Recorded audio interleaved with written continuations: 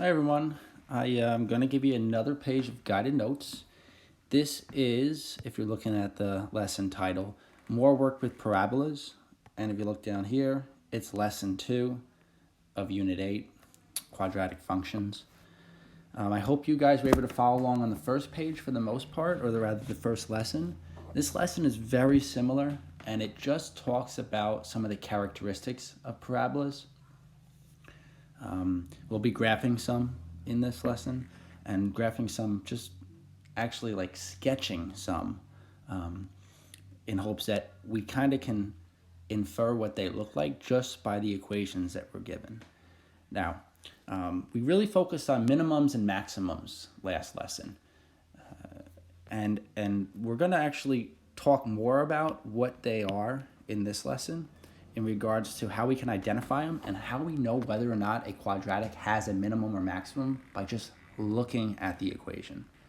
So exercise 1 says, consider the simple quadratic function y is equal to negative x squared. Now, that negative in front of my x squared automatically tells me that I'll have a maximum. All right, and again, that's that negative sign right before the x squared. I know that my parabola will open up like that with my maximum at its highest point. Now, first we're given a table in part A, and we're really just substituting in x values to find out what the y value is. And we'll write it as a coordinate pair, x comma y. Now, I'll do the math for you. We're really solving for y when x is equal to negative 3. All right, and there's our equation. Now, if I square negative 3, my first part, I get 9. And then I apply my negative sign to it, I wind up getting a negative 9 for y when x is negative 3. All right, so there's my first point. We'll do the next one.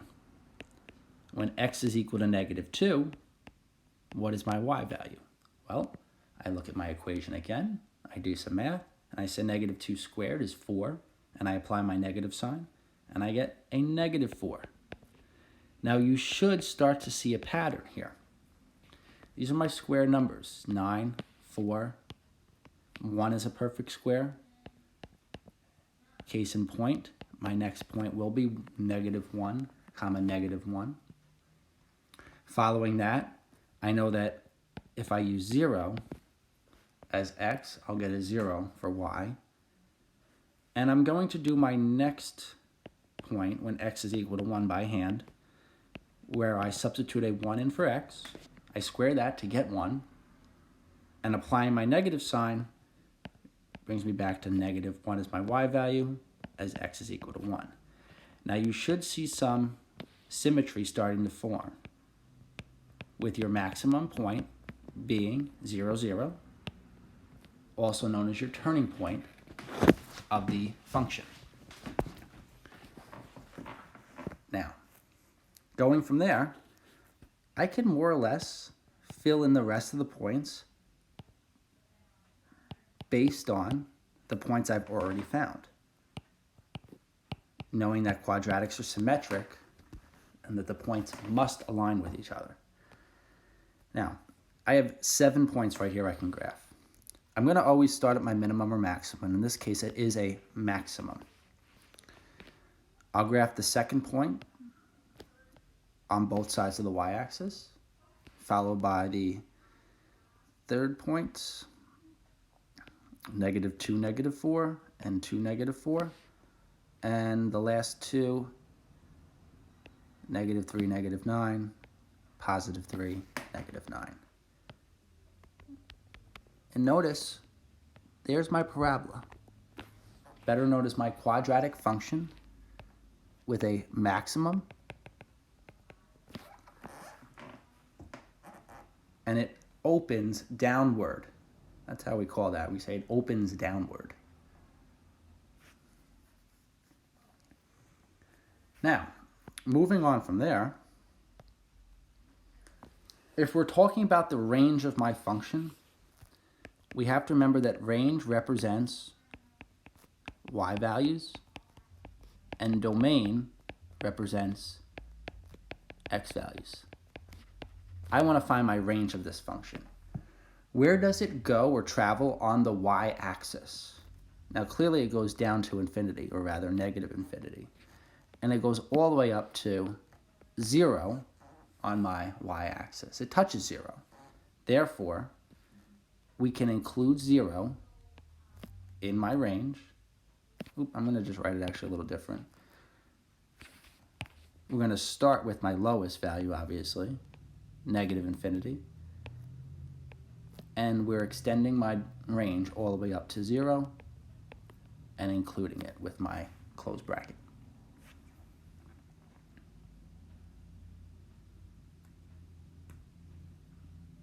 And that's it. If we were talking about domain, it does extend from negative infinity to positive infinity.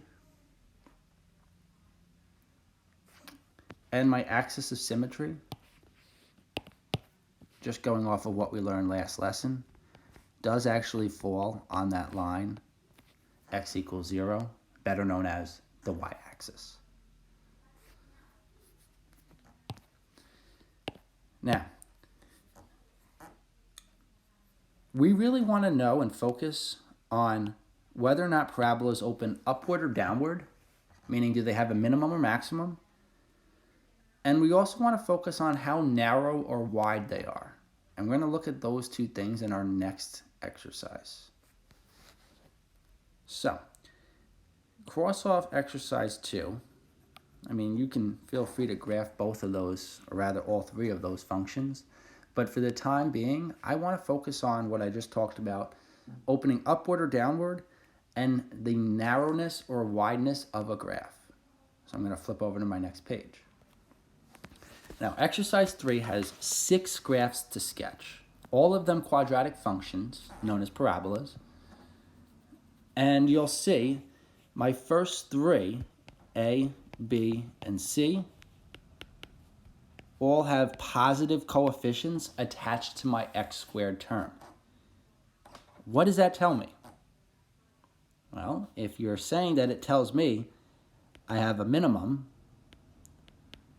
and it will open upward, you are correct. Now, if you were to graph these on your calculators,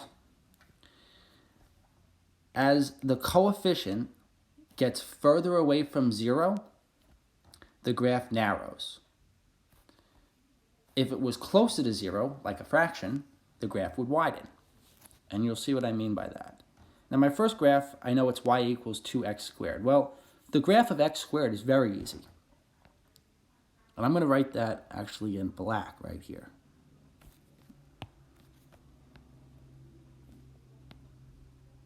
Now that would be y equals x squared. Y equals 2x squared actually narrows the graph just a bit. And it looks more like that.